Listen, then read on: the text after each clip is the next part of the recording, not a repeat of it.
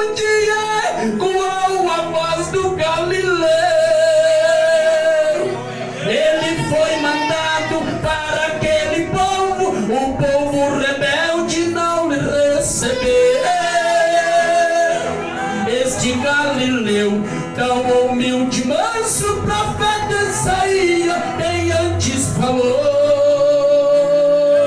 que ele veria trazer boas novas, mas a humanidade não o aceitou. Santo Galileu,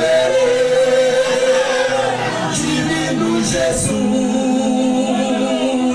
tua voz ouvi e te recebi, hoje tenho luz. Santo Galileu, divino Jesus, tua voz ouvi e te recebi, hoje tenho luz. Este Galileu veio evangelizar e anunciar o tempo da salvação. Ele veio dar visão para o cego e para os cativos a libertação.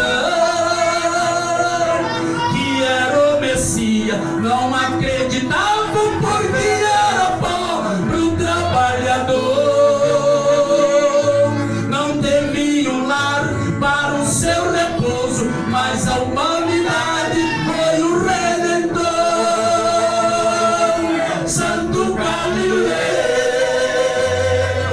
divino Jesus,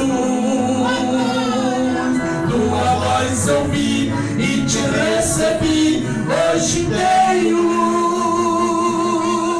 Santo Galileu, divino Jesus, tua voz ouvi e te recebi,